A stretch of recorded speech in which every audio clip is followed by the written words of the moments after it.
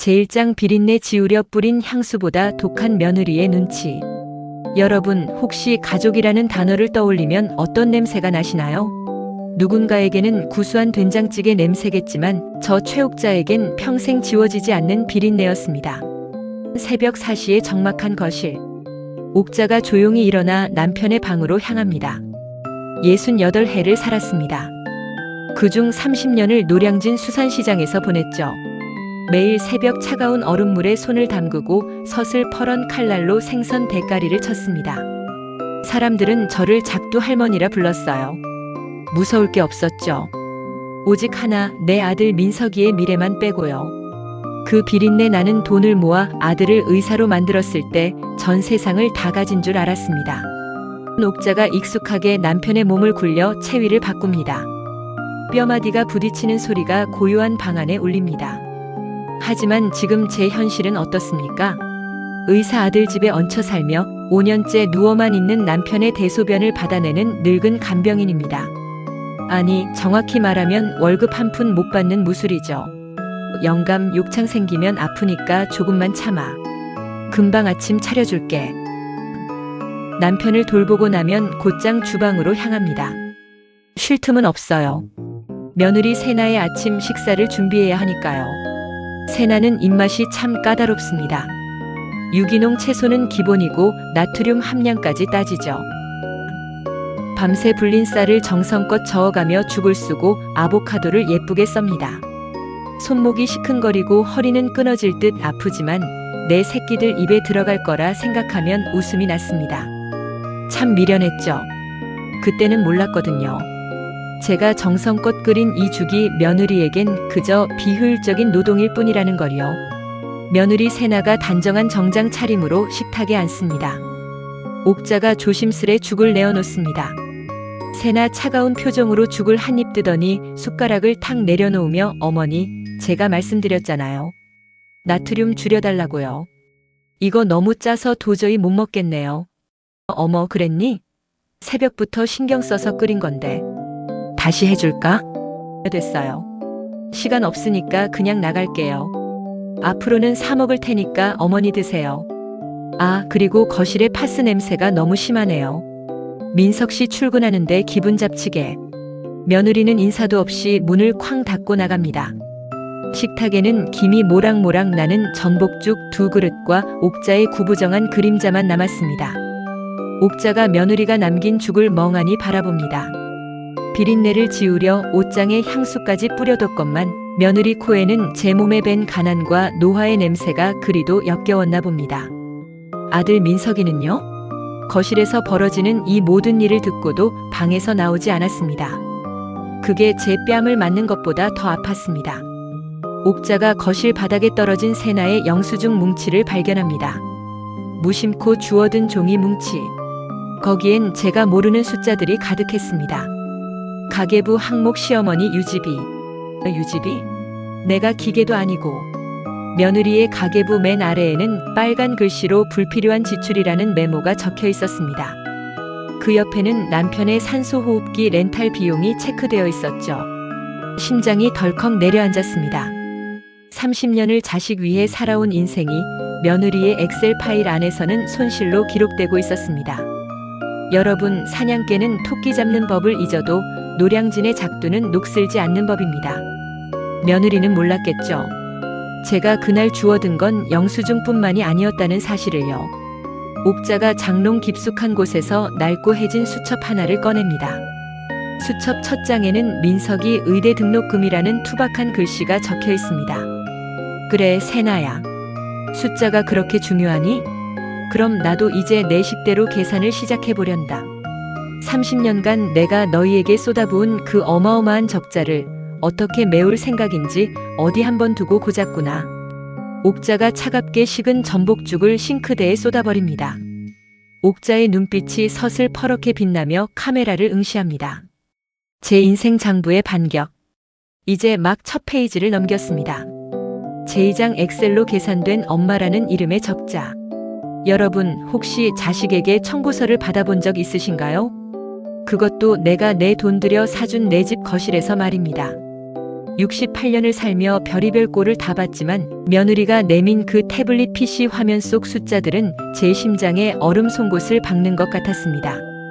저녁 식사 시간 거실 소파에 앉은 세나가 차가운 눈빛으로 태블릿 PC를 톡톡 두드리고 있습니다. 그날 저녁이었습니다. 평소처럼 된장찌개를 끓이고 아들 부부의 퇴근을 기다렸죠. 그런데 며느리 세나의 표정이 평소보다 더 서늘했습니다. 식탁에 앉기도 전에 가방에서 태블릿을 꺼내더군요. 마치 회사에서 부하 직원의 과실을 문책하러 온 상사 같은 모습이었습니다. 세나가 태블릿 화면을 옥자 쪽으로 돌립니다. 엑셀 칸마다 숫자가 빼곡합니다. 어머니, 저번에 말씀드렸던 생활비 분담건요. 제가 재무팀 스타일로 깔끔하게 정리해봤어요. 여기 보세요. 아버님 산소호흡기 대여료 기저귀가, 어머니가 쓰시는 수도랑 전기세.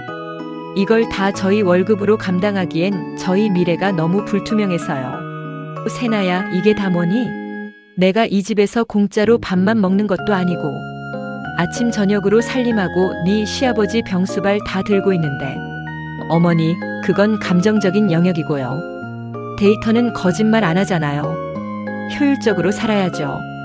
여기 빨간 글씨 보이시죠? 한 달에 250만 원. 내일부터 이 통장으로 입금해 주세요. 아, 돈 없으시면 나가서 폐지라도 주우시든가요. 옥자의 손이 파르르 떨립니다. 아들 민석은 옆에서 고개를 숙인 채 밥만 꾸역꾸역 씹어 삼킵니다. 폐지라도 주어라. 그 말이 제 귓가를 때리는데 옆에 앉은 아들놈은 남의 집 구경하듯 숟가락질만 멈추지 않더군요. 그게 더 기가 막혔습니다. 민석이 저놈 의대 보낼 때 제 손가락 마디마디가 생선 가시에 찔려 문드러지던 건 기억이나 하는지. 그놈 전공의 시절 월급 쥐꼬리만 할 때 제가 시장통에서 번 돈 뭉칫돈으로 갖다 바친 건 다 어디로 갔을까요? 옥자가 방으로 들어와 낡은 장롱문을 엽니다. 서랍 깊숙한 곳에서 투박한 가계부를 꺼냅니다. 세나는 모릅니다. 제가 이 집 명의를 아들 앞으로 해줬다고 해서 제가 정말 빈털터리인 줄 알았나 봅니다. 하지만 시장 바닥에서 30년을 버틴 작두 할머니가 아무 대책 없이 자식한테 다 퍼줬을까요? 며느리는 법이 어떻고 등기부등본이 어떻고 떠들지만 진짜 무서운 법은 따로 있다는 걸 아직 모르는 모양입니다. 지문 옥자가 가계부에 해진 종이를 넘깁니다. 날짜별로 적힌 아들 지원 내역들. 2015년 민석이 결혼 자금 2억, 2018년 이 집 살 때 보태준 5억. 전세나처럼 세련되게 엑셀을 다룰 줄은 모릅니다. 하지만 30년 넘게 시장 가판대에서 10원짜리 하나 안 틀리고 적어온 이 투박한 가계부가 바로 저의 데이터입니다. 며느리가 제 인생을 적자라고 계산한다면 저도 이제 정당한 채권자로서 권리를 행사해야겠다고 결심했습니다. 다음 날 아침, 옥자가 아침 식사를 준비하지 않고 거실 소파에 앉아 커피를 마십니다.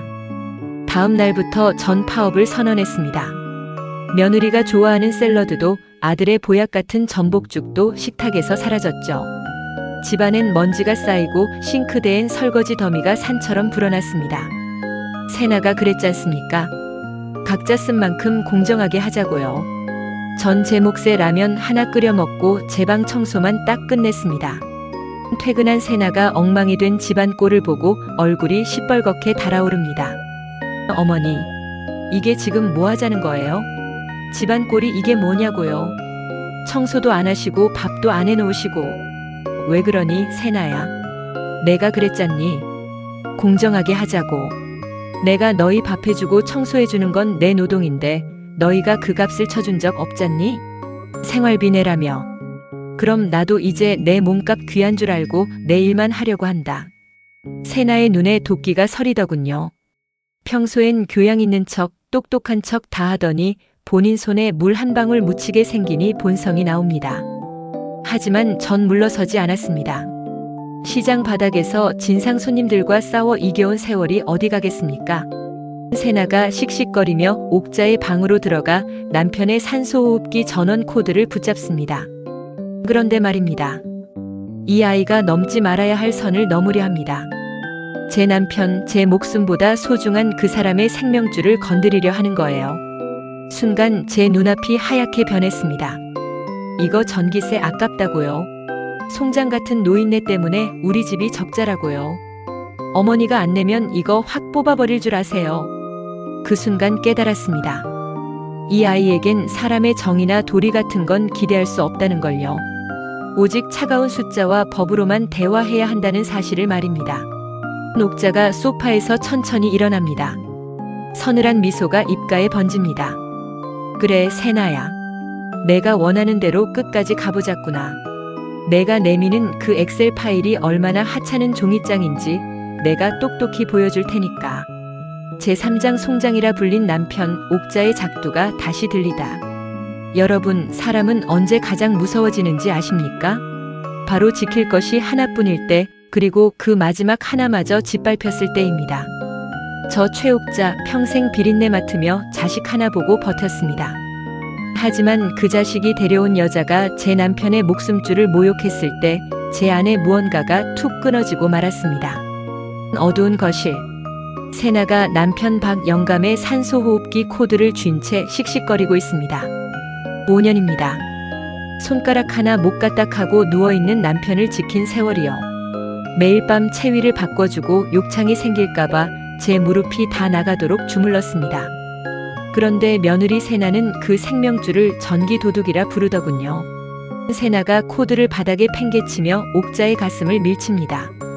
옥자가 비틀거리며 소파에 부딪힙니다. 어머니, 지금 시위하세요? 돈 안 내면 이 기계도 사치라고요. 저 방에 누워있는 송장 데리고 당장 나가시라고요.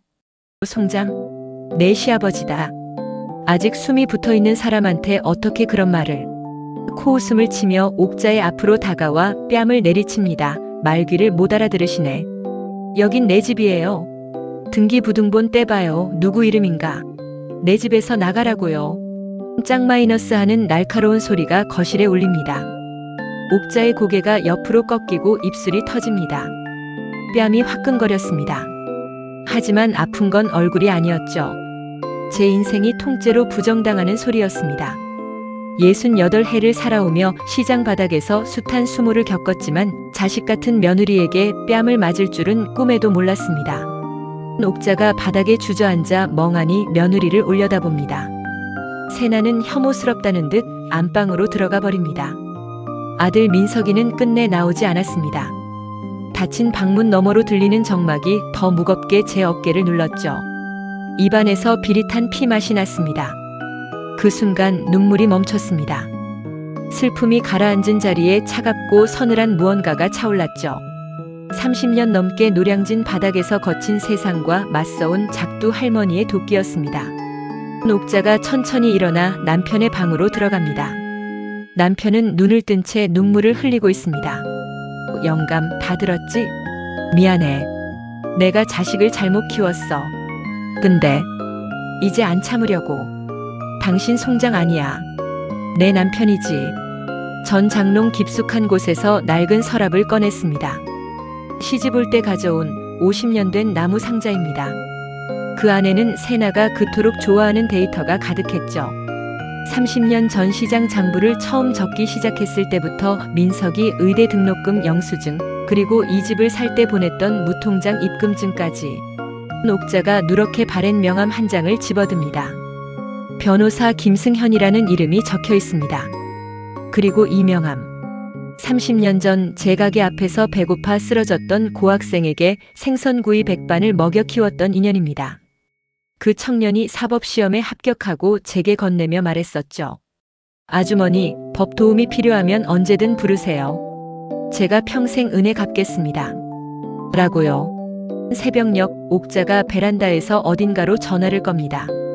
변호사님, 저 옥자예요. 네. 그동안 미련하게 참았는데 이제 계산 좀 제대로 해보려고요. 네, 30년치 장부 다 가지고 있습니다. 며느리는 몰랐을 겁니다. 자기가 건드린 게 평범한 할머니가 아니라 잃을 것 없는 사자였다는 사실을요. 세나가 좋아하는 숫자와 법으로 그 아이가 가진 모든 것을 무너뜨릴 준비를 시작했습니다. 옥자가 창밖으로 떠오르는 해를 바라봅니다. 눈빛에 서슬 퍼런 결기가 서립니다. 며느리는 제가 돈이 없어서 버티는 줄 압니다. 제가 이 집 명의를 아들에게 주며 아무 장치도 안 했을 거라 믿었겠죠. 하지만 전세권 설정 7억 원, 그리고 며느리가 모르는 제 진짜 재산. 이제 하나씩 꺼내놓으려 합니다. 세나야, 내가 그랬지? 데이터는 거짓말 안 한다고. 좋아. 내 30년 인생이 담긴 이 장부가 너에게 어떤 지옥을 선물할지 똑똑히 지켜보렴. 지문 옥자가 뺨에 맺힌 핏자국을 닦아내며 서늘하게 미소 짓습니다. 이제 진짜 싸움은 지금부터입니다. 제사장 15억 청구서와 30억 건물의 실체. 여러분, 참는 자에게 복이 온다는 말 옛말입니다. 요즘 세상엔 참기만 하면 가만히로 보는 법이죠. 저 최옥자 뺨 한 대 맞고 결심했습니다. 며느리 세나가 그토록 신봉하던 데이터와 공정으로 그 아이의 세상을 박살 내주기로 말입니다. 일주일 후 정막이 흐르는 거실. 세나와 민석이 퇴근에 들어오자 낯선 남자가 소파에 앉아 있습니다. 퇴근하고 돌아온 아들 부부 앞에는 제가 부른 김 변호사가 앉아 있었습니다. 30년 전 생선구이 백반 한 그릇에 눈물을 흘리던 고학생은 이제 대한민국에서 내로라 하는 대형 로펌의 파트너 변호사가 되어 제 곁을 지키고 있었죠.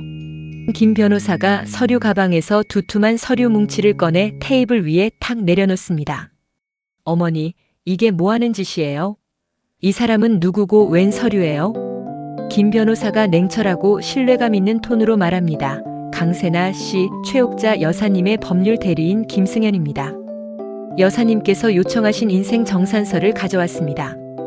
엑셀 좋아하신다면서요? 여기 항목별로 아주 공정하게 정리해왔습니다.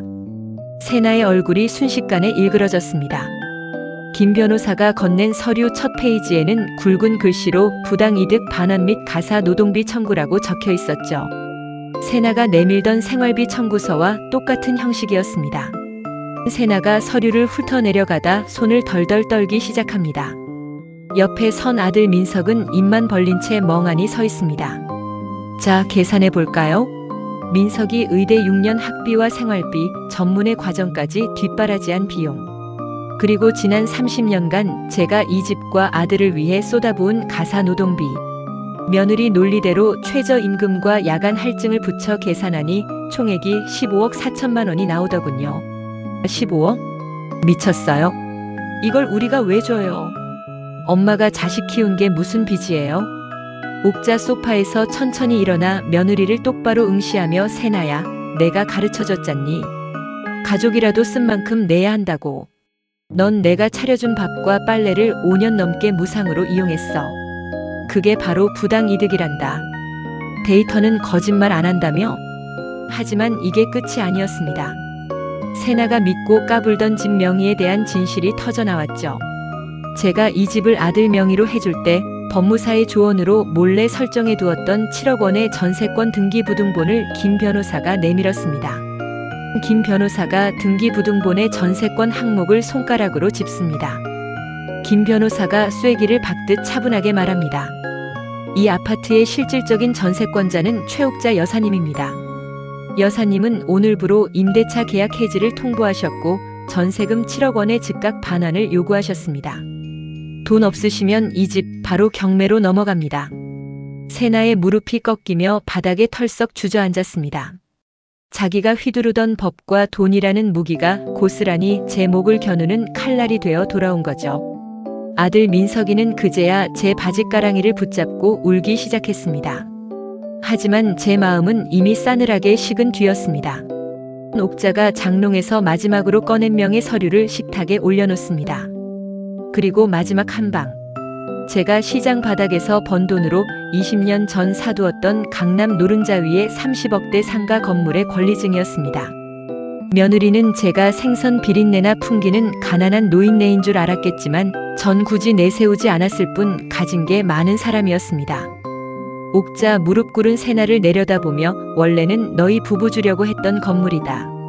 그런데 사람 대우도 못 받는 시어머니가 이걸 주겠니? 이 건물은 내일부로 장학재단에 기부할 거다.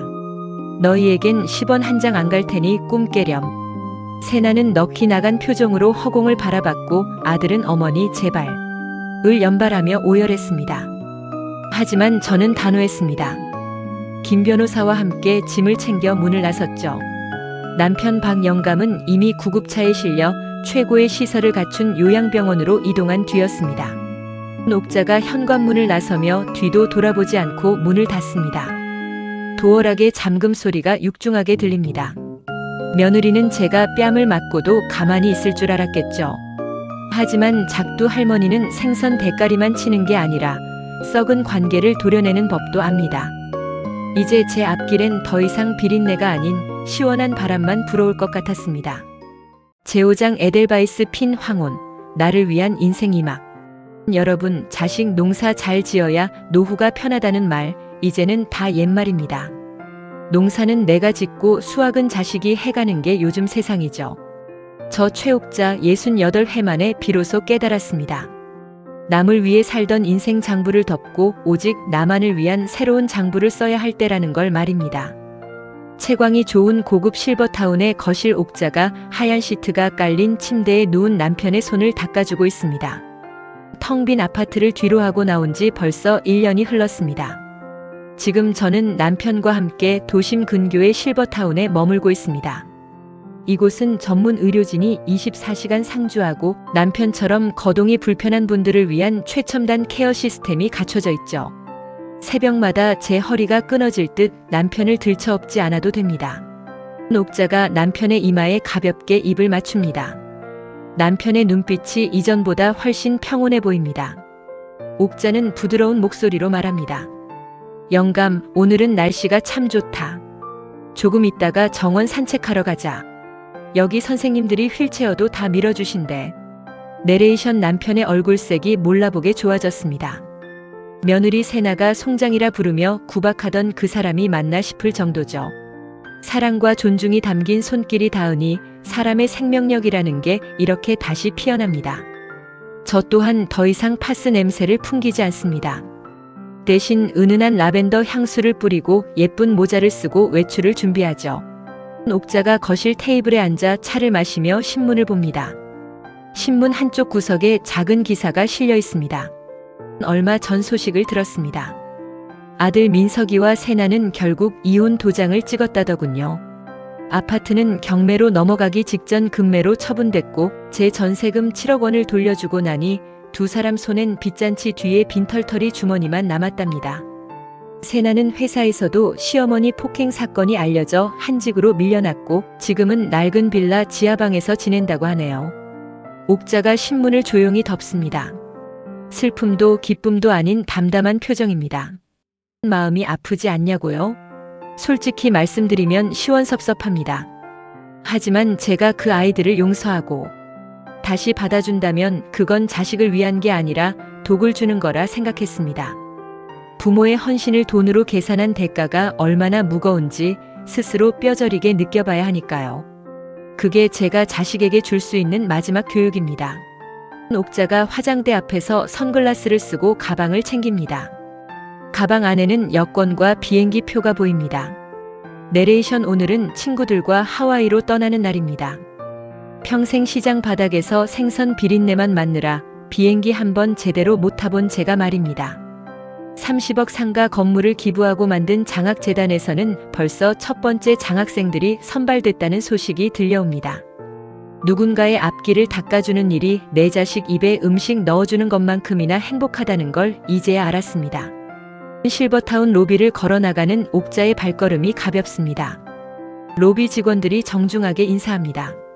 여러분, 혹시 지금 자식 눈치 보느라 혹은 가족이라는 굴레에 묶여 자신을 잃어버리고 계신가요? 늦지 않았습니다. 인생의 황금기는 남이 정해주는 게 아니라 내가 내 장부의 주인이 되는 순간 시작되는 법입니다. 공항 활주로를 이륙하는 비행기가 날아오릅니다. 제 인생 장부는 이제 더 이상 적자가 아닙니다. 나를 사랑하고 내 시간을 아끼며 남은 생을 찬란하게 채워가는 이 모든 순간이 바로 인생의 흑자니까요. 여러분도 오늘부터 자신만의 흑자 장부를 써보시길 바랍니다. 옥자의 나지막한 웃음소리와 함께 옥자가 말합니다. 당신의 황혼은 지금부터가 진짜입니다. 내레이션. 지금까지 최옥자의 인생 반격기 끝까지 함께 해주셔서 감사합니다. 여러분 모두 뜨겁게 행복하십시오.